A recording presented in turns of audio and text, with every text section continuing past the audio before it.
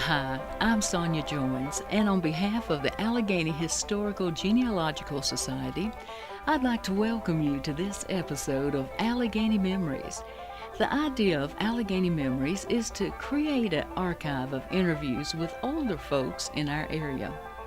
There are no scripts. The people we feature are able to choose their interviewer and the location of the interview, so that they are comfortable and able to tell their stories in their own words. If you'd like to participate or you know someone with Alleghany Memories, contact information for the Society will be posted after the program.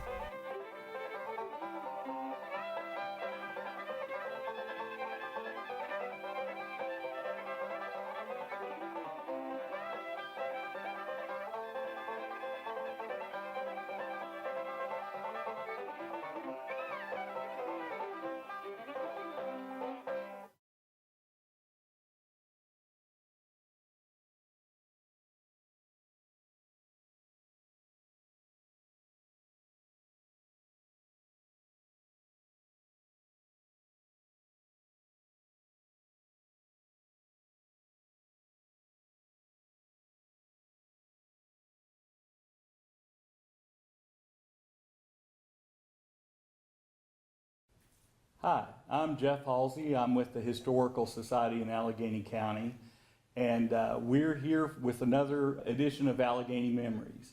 We'd like to say thank you to the Alleghany Community Foundation, who is helping support Alleghany Memories this year, and to Alleghany Community Television, who is doing all the hard work of filming and putting all this on television for us. So to get started, we've got a group here. Most of you are related through the Alleghany Jubilee. You're all good friends and have been around forever. And the Possum Queen, Nancy Hall. I'm just so proud to be here. Thank you for the invite. Why don't we go around the table here and introduce yourselves, and then we'll get started. I am Nancy Eileen Hall. I've been bred and born in Alleghany County on both sides of the blanket, and I wouldn't live anywhere else. I love it. I do. And I'm Possum Queen. I don't know why and how, but I made it. I've got a pretty good idea. Go ahead, Jean. Appearance. My name is Jean Reeves Osborne. I was born in Alleghany County, of course, to Homer and Jane Reeves, and I don't know which side of the blanket I was born on, but I was born in Alleghany County. Yo! I'm Jerry Blair. I was actually born in Watauga County. We come over here in 1943. I was a year old. My daddy come from the pipe factory, and I've been here ever since, so I consider myself a native as much as anybody. And we accept you as such. Well, I'm Agnes Joins, and I was born in Maryland. And lived there for 8 years. And then we moved back to Alleghany County, where I have spent the rest of my years, which has been wonderful. And I loved every minute of it. I was back in these mountains. You couldn't go much farther than where I was raised, right under the parkway.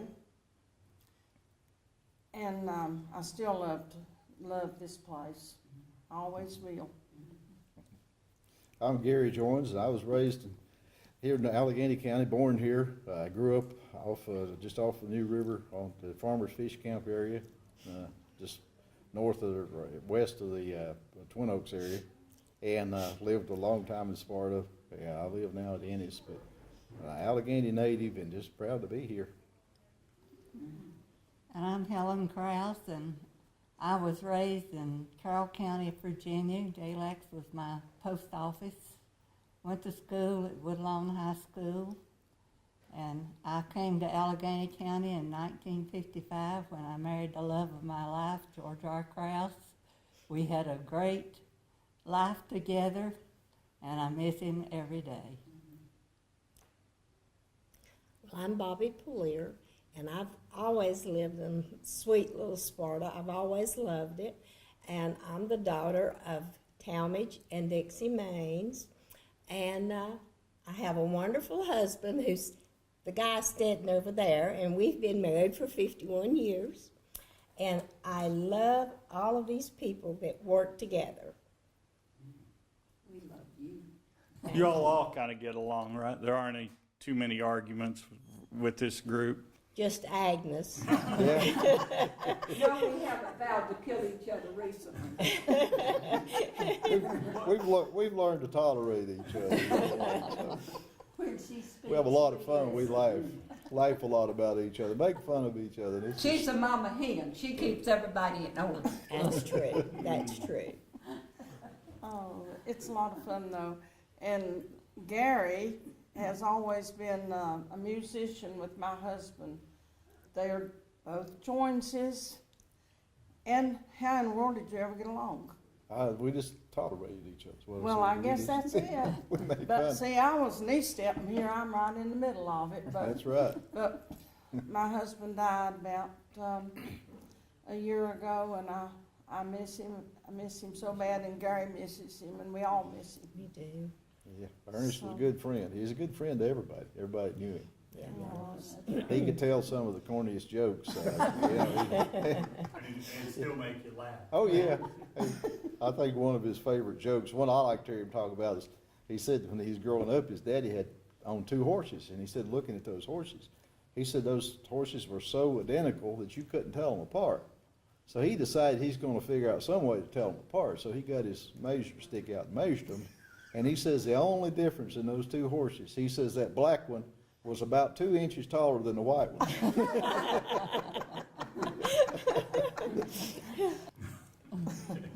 When did you start playing music with Ernest then, Gary? Probably back, I guess, in the early 90s, I would say. You know, quite a bit. I played with him some earlier, but just jammed, some as far as playing with him, on a regular basis. Probably only up into the late 90s, maybe. When did y'all get the Jubilee going and It's got the? been 24 years, this last July, since we started the Jubilee. And we've played a lot of people played at the Jubilee. And Well, it's mostly family. what is the Jubilee? I mean, for folks that don't know what the Alleghany Jubilee is, describe it. Mountain music. Right. And the best kind too. Right. I love it. I'll tell you that flat footing and that 2-stepping and that going, I just love every minute of it. And all the nicest partners there. Nobody sits on the sideline. Everybody that wants to dance, dances. And sometimes even if you don't want to dance, you get grabbed up. Oh, yes. And you don't say no because there's some real nice looking men there. I might get me a possum king one of these days. We might have a special edition for the Alleghany Memories. She just asked me We this probably morning. got 2 candidates right here. Yay! She just asked me this morning, why did they never have a possum king? And I couldn't answer because Agnes started it. Yeah. How long have you been doing the Possum Queen? Oh, Jean, help me with this. 12, About 12, 12, 14 years, yes, I guess. 14 years. Phoebe Holcomb was the first possum queen, and Yes. she's been there. She's been possum queen for at least 5 times. Oh, yes. So, Phoebe. and And she's it's 90-some been years It's old. always the best, to me, the best part of the Mountain Heritage Festival, whenever you all do that at the very end of out there in the middle of the street, and it's a lot of fun. Helen, what's your connection with this group? How long have you been involved with the Agnes and the? Well, I couldn't exactly tell you. We're getting pretty well known around Sparta now since. Well, you're royalty yourself from 2009. You were the sesquicentennial queen. Well, I don't know how that happened, but I understand. I don't know how that happened, but I did appreciate it. And I was looking at, the other day, I was in a closet I hadn't been into for a long time, and I found my dress that I wore in it that Zenith made me. It was Betsy Ross. Yeah, I was Betsy And Ross. she was wonderful. And, I remember. I bet she was. and everything, but I felt real honored and everything, and I still do. I mean, Well, now, did you and Agnes not start out as great friends during your tenure with Haynes? yeah. Isn't that where Yeah, you that's- We did. We worked together for years at Haynes. Yes. And then after, well, I guess I started, George R. and me used to come to the Jubilee some, not a whole lot, but then after he passed away and we started the Jubilee line dancers and everything like that, well, Are you in the Red Hatters? yeah, I'm a Red Hatter. That's a crazy bunch of women, right? Oh, we have fun and we get a lot of attention. We went over to Wistful at the dinner theater. I think it was last year, year before Well, we last. went We've this been, we've been September. this year, but first time we went over there to the dinner theater, and we was coming out and we was paying our bills, and we was acting silly and laughing and everything, and some guys come up to us and they said, "We've been watching you all, and you all have had the best time." Or seems like you're having the best time of anyone we've seen lately. Did they want to get on the bus with you? Well, we didn't encourage it too much. Not right offhand, did we? No, but one did take my picture, and I asked him where he was from California. So I guess I'll never see that again. Or you might find it on YouTube. You know we might. Okay, now, Bobbie, Yeah. you and Gary are pretty musically inclined too. I know at all the functions since we've lived here, I've seen a lot of good dancing. Tell us about how y'all got started with that. Well, actually, we met at a square dance in 1963 or 4, and we were married in 66. And then we kind of quit dancing after we got married. And then we had our son, and we raised him, and then all at once we started dancing again after Jason was raised and everything. And then about 17 years ago, the lady over here in the red sweater told my brother, Jackie Maines, that she would like for us to be in the Hillbilly Show. Well, he says, now if you ever tell Agnes that you'll be in her show, she will never let you leave. It's been 17 years we've been in her show. But no, Gary and I have always danced, and we love to do it. I always just kind of assumed that you came out of high school doing that. No. So what is the dance that you Well, we like the old-time rock and roll is basically what we do.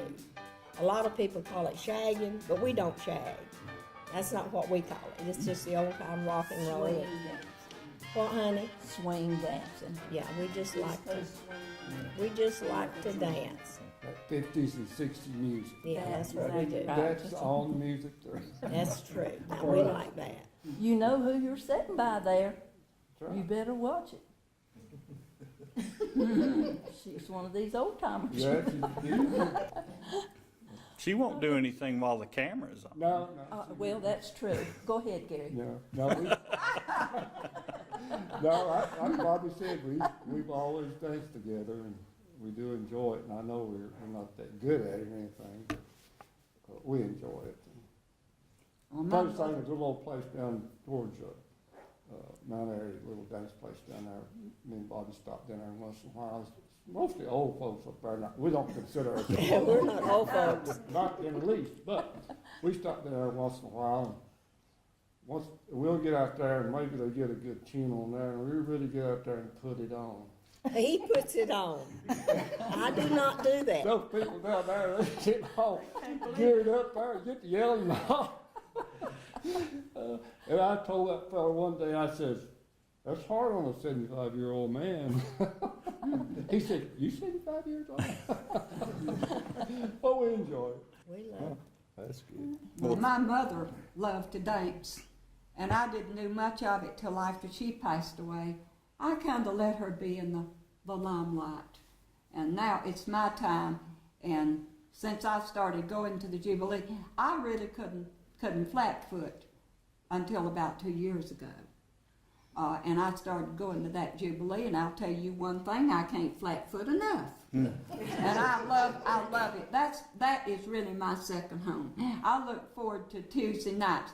And since due to a detached retina in my right eye a number of years ago, my friend Jean and her friend Bill allow me to be with them. And I go to Jane Farr, my friend's house, and she has let me spend the night with my little dog.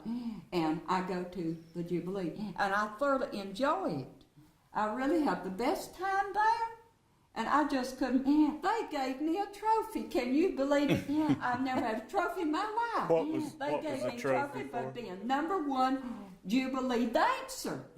And I can't believe it. I've got it set in my living room at home, and I absolutely bask in the joy of it. May I tell them how you are accustomed to dancing?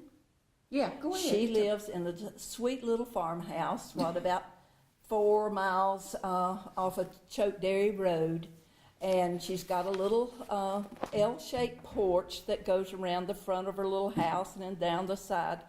She's got a boom box out there. It's a Sony.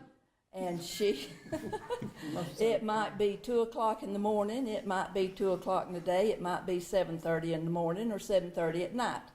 But she gets her little Beanie, her little dog, and they go out there on the porch. Well, she also has at that little farmhouse a glass door. She gets in front of that glass door, and that's how she practices her steps. That glass door on her front porch is her dancing partner. And she does it. She says people will stop on the River Run Road They look for me. and watch for her to come out to start dancing. And I have had my porch painted 2 times because I wore it.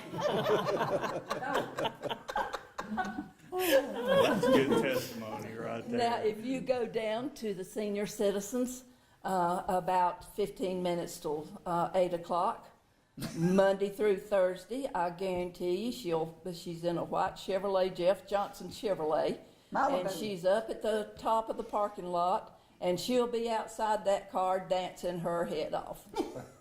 Anywhere she goes, if that radio's playing or if she has a CD in, she don't turn that motor off until she finishes dancing to whatever song is playing. I love it. Well, Nancy is since she's been in the Historical Society, she's been a big advocate for joy in her life. I mean, how do you find joy in your lives, Agnes? I always have joy.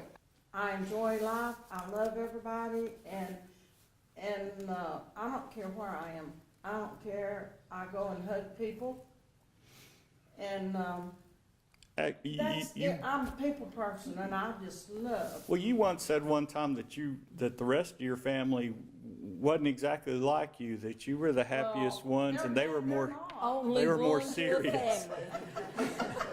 Only one. But now, Jeff, you've been here long enough. Can you not honestly say that Alleghany County has the most friendly, joyful people that you have ever seen anywhere that you have ever been? Definitely. I think so. Definitely. I think so. I just remember Agnes talking about the rest of them being so serious. I asked her one time if her real family might be out there looking for her somewhere. Well, I was the youngest of 8 children, so by the time that I was born, all of them, they found out I could laugh. So They worried me to death. They were doing something, telling me jokes and playing tricks on me, and I always laughed at them. And they're serious. My family were serious. I'm not. that's hard to believe. Takes a lot more muscles to frown than it does smile. It does. It does. There's a bright side to everything, you know, you gotta look on the bright side of everything about it. Well, at my memorial service, I have it that there's be no crying. There's be happy for me because I'll be seeing my Lord and my family and friends. And I don't dread it. I had a friend ask me one time, Nancy, aren't you afraid of death? I said, what's to be afraid of? I said, the door opens between this world and the next. My family and my Lord and my friends are waiting for me. And I said, I'm ready to go any time. And I am. No, I'm not afraid. What does concern me is what's going to go before I go. Am I going to have to be somebody else's responsibility? Am I have to be pinned on somebody else? I do not like that. I do not want that. I want to go when I'm walking or when I'm dancing or when I'm helping somebody. And I hope the Lord will hear my request. And she helps a lot of people. She's a very generous, I love people. caring I like person. to be of use to people. She's very generous. Yeah. Helen, how did you and George R. meet? Well, I know none of you all. I always told George R. this, and he didn't agree with me. We've got dollar stores now. We had 5 and 10 cent stores when I was growing up. And that old song was popular at that time. And I always told George R. that he got the $1 Million Baby from the 5 and 10 cent stores. But he didn't believe me. Yeah, I'm sure he believes He certainly did. He was in service, and I was working at the 5 and 10 cent store. And I had met a couple of his friends, Dean Edwards and Chap Edwards, through a mutual friend of mine in Galax. And he was in service, and he had been to the stock sale to take some cattle. He is home on leave, so you can imagine how he was dressed. Well, anyway, they brought George R. into the 5 and 10, and they was all building George R. up. Dean and Chap was already married to Billy and Imogene. And they was building George R. up, and they wanted me to date him, and I told more fibs that day than I'd ever told in my life. But anyway, I finally agreed to go. Well, as usual, I got ready, and he was 30 minutes late. He is never on time.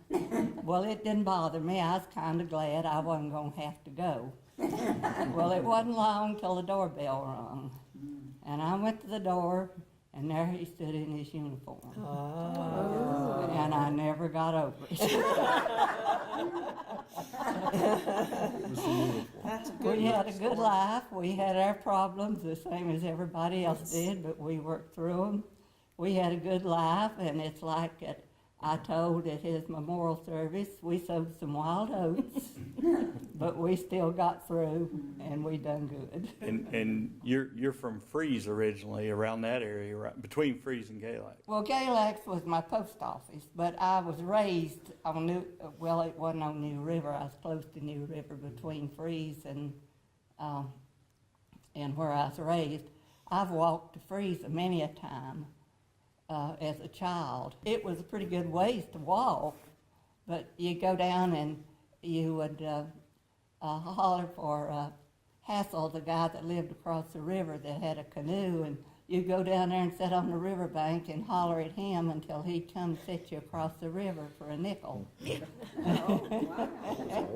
And then you'd walk on up, well, they had a road and a railroad track too. The train went into Freeze and everything, and then you'd walk up into Freeze, and I had a sister that worked in Freeze, and the first movie I ever seen was a Shirley Temple movie. Leela, she brought me over to Freeze where she was working for this older man that lived with his daughter and his son, and Leela lived with them too, and she run a store for him and everything, and she brought me to Freeze. The first movie I ever seen was at Freeze Theater, and it was the Shirley Temple movie. That was one of the first ones she ever put out. And every time the Shirley Temple made a movie, well, Leela would bring me to Freeze to go and send me up to the Y to go to the movies. What did it cost you? Huh? What did it cost you to go to the movie? I don't remember then. It wasn't very much, but back then a little bit was a lot because there wasn't a lot of money back then. I know I used to go to the Sparta Theater on matinees when I was growing up, about 9, 10 years old. And it cost 9 cents. You could go to the movie for 9 cents. But at the barter, you could take some produce and exchange it. Yeah. That's where it got its name, was if you didn't have money, you could take a cabbage or whatever you had and exchange it to go to the movies. Yeah. Well, yeah, I never did take a cabbage, but I did take a cabbage one time. They gave me an orange change. No, but usually if you got 15 cents, you can go to the movies, And get popcorn. you get a drink Or, or yeah. a sucker and a drink or popcorn. Yeah, I've heard You Bill could say numerous times that Feast on 15 that he cents. used to go to the movie with 15 cents and 15 he would cents. get in the movie and buy popcorn. Yep, 15 cents. About the same as today. This is unrelated to what we're talking about, but I remember one time a group of us went to the Colonial Theater there in Galax, and we was all, the group of us, we was friends and neighbors and everything like that, and this guy that was sitting in front of us, he had a quarter and he dropped it on the floor during the movies after he had went in, and he got down on the floor looking for it. And the guy sitting beside of him got on to him, told him to wait till the movie was over. And he said some daggone fool will have his foot on it before then. We used to go to the airport drive-in down in Galax, and there's $1 a car. This is on up in the late 50s. There's $1 a car. So a couple of us take a car in, and about 6 or 7 of us come through the field. That was, or in the trunk, or there's a lot of that done. You ever Gary? go in the trunk on it? I did not. I think Frank Atwood run the movie at Twin Oaks. I think he knew all this, but he never, you couldn't pull nothing over on Frank, but he just accepted it, he just, he was making money over there at the theater anyway, so. Did you ever go in the trunk there? Not in the trunk, but. When did the Twin Oaks Drive-In start up? Do you remember anybody? I guess early 50s, would it? I know it was there in the 60s because I went. And it went for a long time.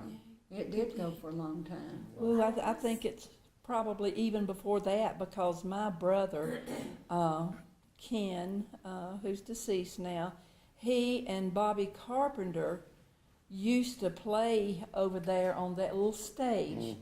And he was not but about 14 years old.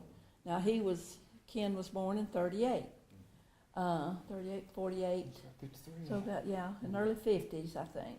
Well, Agnes, didn't you and Ernest sing over there too?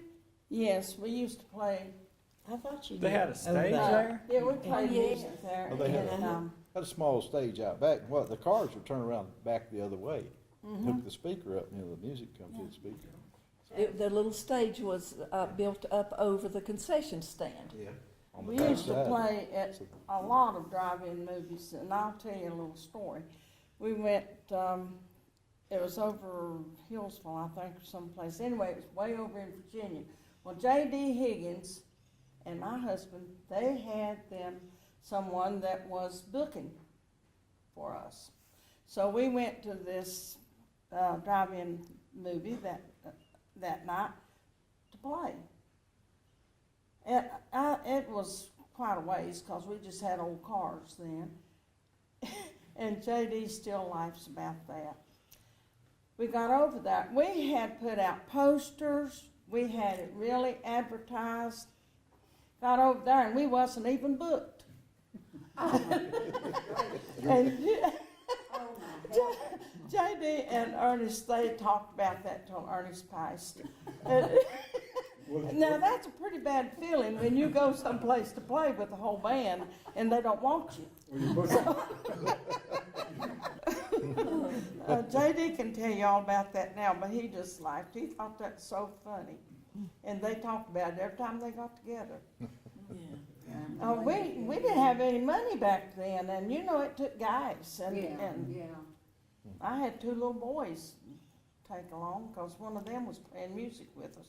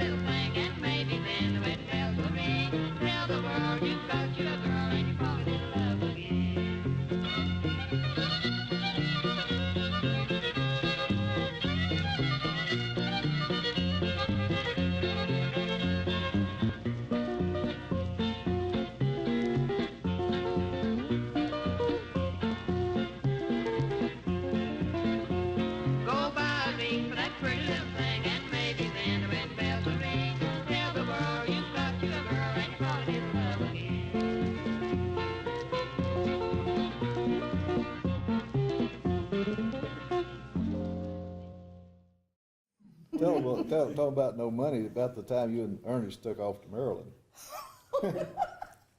Oh. Now this is traveling, on no money at all. That's right. Well, we didn't have jobs here. It was worse then, a lot worse than it is now, because he was working on a farm for 10 cents an hour. Ernest was, and that's before we had any children. We hadn't been married long, and we were living in the bowling alley over at Twin Oaks. Now you know how long that's been. We were married 65 years when my husband passed. Oh, and we had an old 37 car, and it shimmied every time that you would get anywhere near a hole, or you know how those roads were in those days. Well, we left here and we had $11. That's all we had to go all the way to Pennsylvania. And I had baked a cake, and that's all we had to eat. And Tom Cook and another guy went with us. They didn't have any money either. They was going up there to get jobs also. That's what we were going for, was to get jobs. We had a trip. We hadn't been on that road, maybe 2 hours, and now the car started shimmying. Well, there went my cake, and it went in the floor. There's no way we could have anything to eat from there. Oh, my goodness. So we got to Baltimore, and we'd never been anywhere. We didn't know what we was doing. So the boys got out, and they went in this place to get us some potted ham and whatever, but they got run out because they didn't have enough money to pay for it. And then we went on and got up into Pennsylvania. Well, we were trying to find my sister. And we went down in this Amish farm, which the Amish have beautiful, beautiful farms. Oh, yeah. We ended up living there, close to Lancaster, Pennsylvania, which is beautiful. Mm-hmm. But anyway, we got run out from in there. So we thought, we looked terrible.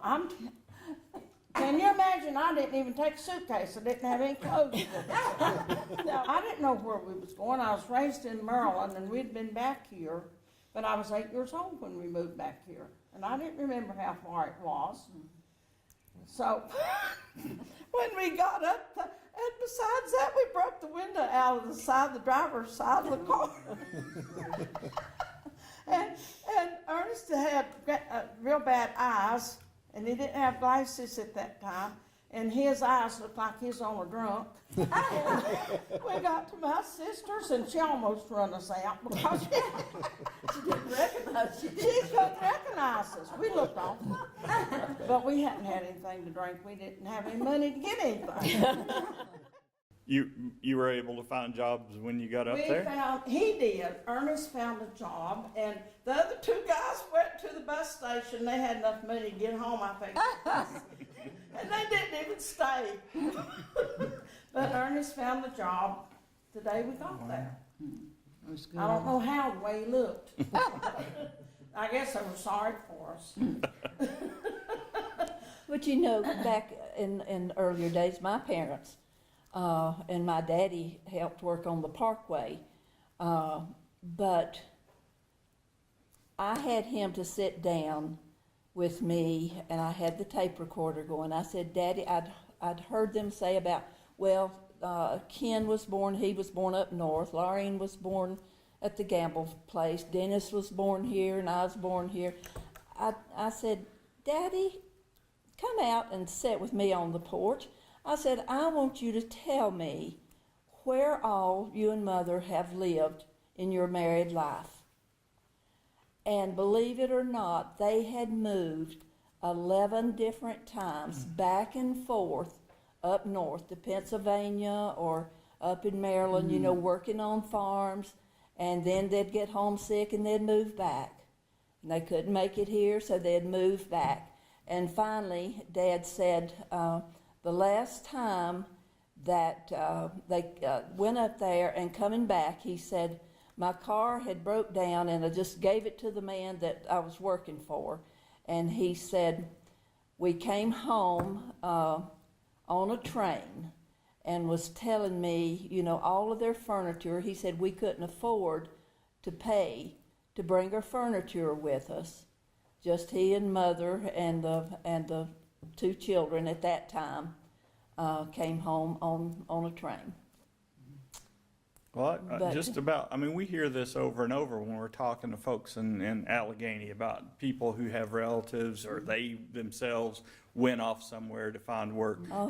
How many of y'all have been off or have relatives that went to Detroit or to Baltimore or someplace to Nebraska, for work? Anywhere. Nebraska. All of us probably. Yeah. My brother went to California, and at that time he had a brother-in-law out there and sister-in-law, and at that time they was beginning to build Shasta Dam out there, and his brother-in-law was working and was able to get my brother a job to help building the dam.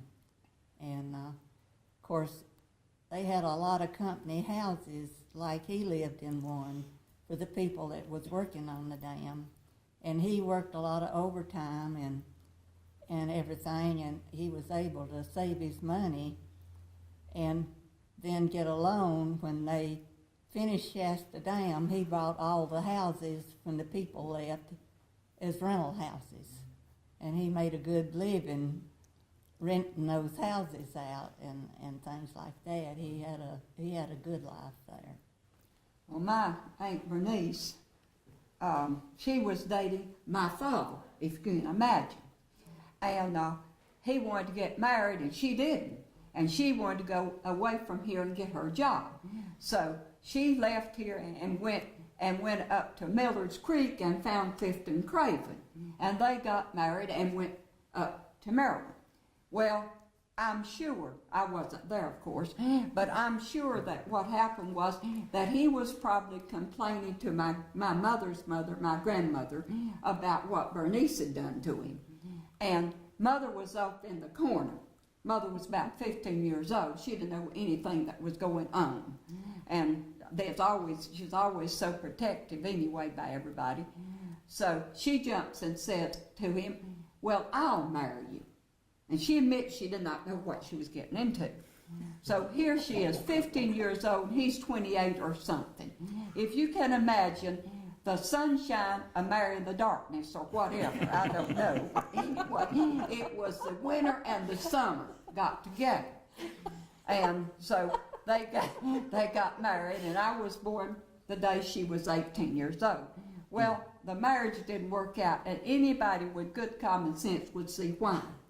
Here is an adult married to a child. And anyway, mother took me, and we went back to the farm to be with grandmother. And my father entered the Army and was killed in 1944 in World War II. He's buried in Florence, Italy, by the way, military cemetery there. And so mother didn't talk much about him. I never knew my father really, because I was just a child. I was just turned 4 years old when he was killed anyway. He was killed in October, and I had a birthday in September. So anyway, mother always said I was the best thing to come out of that marriage. She never criticized my father, but the marriage just was not the way it should be, you know, because of the age difference. But my father's family always was good to me, and they liked my mother. But back then, one parent took the child, and child rarely ever saw the other side of the family. And that was the way it was back then. Now, it's not that way. The child goes with us. But I stayed with my mother's family and didn't know much about my father's family until my mother died in 2000. And then I got to know, but of course, I didn't get to know them very much. They're all dead now on both sides of my family, all close family gone. But I've been told my father was a fine man, and I've got pictures of him. He was good looking, and it just, I don't think either one of them thought about what they were doing. You know, I mean, my mother, I think she respected my father, but I don't know that it was not a deep love, I don't think. How could it be? You know, I mean, he was an adult and she a child. Why, a cousin came to visit her one time. She is a married woman. They went out in the woods and made a playhouse. And mother, a married woman. And, you know, that just shows you that, really, I mean, I can't understand something like that. You know? Well, talk about. Yeah. A lot of them married women make playhouses. But at least she was occupied. Gary, where did you go to school? I went to school at Piney Creek, and I was in the last graduating class in '67, and that was the year they consolidated with Spartan and Alleghany High School. You were in the last graduating class at Piney Creek before it was 1967. consolidated. Yeah. And then after that, this is the first real job I had was right here in this building. It was Troutman Industries at the time. I went to work after high school and worked here almost a year, and then I went to Wilkes Community College. Tried to avoid the draft for almost a year, and then I got drafted.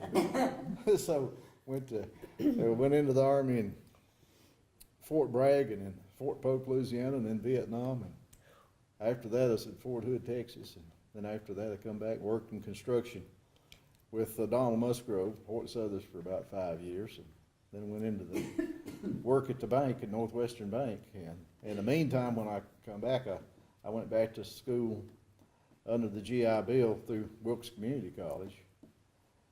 Just part-time, I got my associate degree, and then I transferred from there to Appalachian and graduated in 1980 with my bachelor's degree in business. And stayed in the banking business for 36 years. Been retired now 3 years, so that's about it. And you wouldn't want to live anywhere else? Well, I like to visit, and I like to get out and travel, but it's always nice to get back right here in these mountains, you know. And you think about all the problems that's out in the world, and you look at the news, there's nothing very positive, and we're blessed that we live right through this area. We are. That's another recurring theme that we hear, people born here, going out in the world, and then coming back here? I've got relatives They here. always return. Brother that lives in Grayson County. My mother was originally from Grayson County, Troutdale. She born and raised in Troutdale. Family of 13. And we get back to the people migrating out for jobs. Her older brothers, they all moved to Maryland, to Pennsylvania, Delaware, right after high school. You know, when they got out of school, got old enough to go, that's where they went to work, and they ended up spending most of their entire life there. So I've got relatives scattered out in Delaware, Maryland, Pennsylvania. Gary, where did you go to school? I went to Sparta High School at that time. I graduated in 1961. It's no longer Sparta High School, of course, but then I've done this and done that, but ended up starting a carpet store, and we've run the carpet store for about 50 years. Don't do much anymore, but through the years we had a good business, and we've done well with it. But like I said earlier, we come over here in '43. I was a year old. Daddy come with a pipe factory. Earl Calhoun, Daddy, brought the pipe factory over and set it up over where the old building is now. And it was Earl Calhoun run this shop and Daddy run the other. And then in about the early 50s, Daddy, or the latter 50s, Daddy became chief of police in Sparta. And he was there for several years. And so basically that's why we're here. I've got to call this home because, like I say, I wasn't born here, but I'm as much a native. So they started the pipe factory here because of the... Well, in Watauga County, the pipe factory was over there, and these Levituses, they run the pipe factory, and they was having trouble with Boone. They had some kind of problems. They wasn't getting along and different things, so they wanted to relocate. So they brought the pipe factory over, which would be Allegany's first factory. That would be the first factory that comes over here. And so Daddy and... Because I know Levitas told my mother, says, you got to go to Sparta. Sparta says, it's almost heaven. Mother says, she got over here and it's raining bad. And she says, where's almost heaven? But, you know, it all worked out. And But that pipe factory employed a lot of people and ran for a long time. Many people that's been here a long time, at one time or another, didn't work at the pipe factory. I know I worked myself there for about a year when I got out of school. Well, that and Atwood's. Atwood was the next and factory. then the turned into the Troutman, and so I don't know exactly when Haynes came here. Well, pipe factory was my first job. Was it? Mm-hmm. And then I went to Haynes. I think Haynes came in 51. It was in the early 50s. In 51.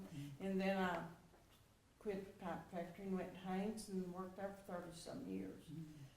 And then I went as consultant and traveled for Haynes. How far out did you have to range when you were traveling? When I was traveling, well, they was going to send me to Mexico, and that's when I quit. Good gracious. I love to work in the United States we go different places. You could go to Jamaica or Mexico, go offshore. But I just worked around here and in Georgia. I worked in Georgia a lot. Macon, Milledgeville, Sparta. Places in Georgia have got the same names North Carolina's got. Yeah. Wake Forest. And so I felt at home there because it was the same names. Bobbie, did you ever want to live somewhere else? Did you always like it here? Never, ever entered my mind to live anywhere but Sparta. I've loved Sparta. And now I worked at Haynes for 4 years after we got married, and we started custom in the basement of our apartment in a 14 by 12 room is how we got our start. And I worked at Haynes and Gary had one employee, and he didn't make enough money to pay his employee's salary, so I worked at Haynes enough to pay his salary. And Gary's mother, we told her about it years later, she says, "You kids didn't go hungry, did you?" She was worried about us. And Gary said, "We eat a lot of bologna." A family business is hard anywhere. I mean, and was it a slow economy when y'all were doing that? It was in the 70s, yeah. What I think is unusual, Gary and I have worked together, lived together, raised a family together, all together. It's 51 years. So People will talk to us about, we've got a family business, and they're always surprised when we were in Greensboro or wherever, you work with your family. And if you think about it, that's the way it used to be. Yeah. People were on the farm working with their family, so it was a lot of closeness, but you learned to get along and you learned to work together. but people said they don't understand. I couldn't work with my wife and go home and be with my wife for 24/7. But that's the way we did. And there's another thing too that used to be, a man would be employed in a certain business, and then his son would go and be employed. He'd follow his father's footsteps and go into the business too. And they don't do that much anymore. Some places won't employ, like when Mother and I finally moved up here in 1985 to stay and moved out of Elkin. I worked with the Elkin Public Library, had been there 12 years. Well, I went up here thinking, with my experience and all, and that, I'd have a job up here. And they would not hire me because of a nepotism policy. Because the head lady at the library, Pauline Jolly, was related to me by marriage. She was married to one of my father's brothers, John. And they wouldn't employ me. And I went to the employment office, and they informed me that I was too educated to work in this county. And I said, "Well, okay, it's your loss, not mine." And I went home, and I said, "Mother, I don't know." She said, "Nancy, we own the farm together, the family farm." She says, "We'll be partners together. I'll keep your Social Security up, and don't you worry." And so we were partners, and now Mother's gone, and I've got the farm. I wish she was still here, because I tell you, it's hard making all decisions by yourself. Yeah. Back in the 50s, the 60s, 70s, we had the industry here, but you had very little turnover in employees, whether it's a grocery store or a restaurant, hardware store, whatever. If somebody went to work there out of high school, whatever, they stayed with them. They were Pretty loyal to loyal. that company. And they just had very little But you turnover. talk about, Bobbie talking about in the 70s and them trying to start a new business. We had started a construction business in 72. And so it was during that time frame, mid to late 70s, and Gary can probably know more about this, but all I know is that interest rate got up 14, 15, 16%. It was people couldn't borrow money. They couldn't build. They couldn't. So if you couldn't build a house, you couldn't put carpet in it or anything else. So it was. They say that we've seen the best of times, which we have. Our generation has seen the best of times, or our children especially. But I tell you, we've seen some hard times too. Yeah. We've seen some hard times. Well, I'll tell you, a hard life is musician's life. Oh, yes, it would be. It is because Well, now didn't Ernest retire from the state? he retired from the state, but he worked there about 30 years. But in the meantime, we was trying to make a living, him playing music and me working at Haynes. And he started off playing with Bill Reeves. That was their very first band. And they played on the radio at Galax, and I listened to them, never thought I'd ever be one of them's wife. But I just loved to hear them play and loved that kind of music. So then when I started to high school, and then finally met him, then we played music together, and that's what we did. We traveled. Ernest and I traveled all over the United States. He's played everywhere. He played he's in New York, and he's played a lot of places, everywhere. He's a one-man band. He was one-man band. Yeah, talk about that whenever y'all went to New York City. And let's have our first contestant, please, if you'll come in.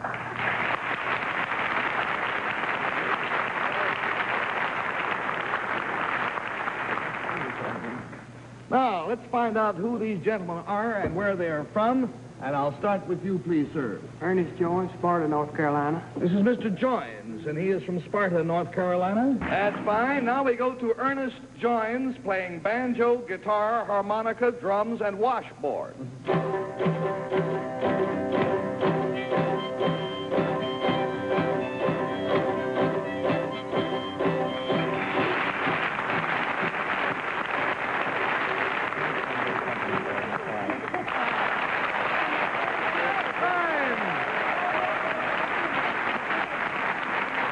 Gentlemen, thank you ever so much. But it was always his dream to have his own venue. So he and J.D. Higgins got together, and I had a business. I'd already retired from Haynes, and I had a business, Future Shape. I was in the old theater. Well, they came in one day and informed me I had to get out, that they was going to take it over. So I did. I went and found another place to move my business, and there we was running two businesses at one time.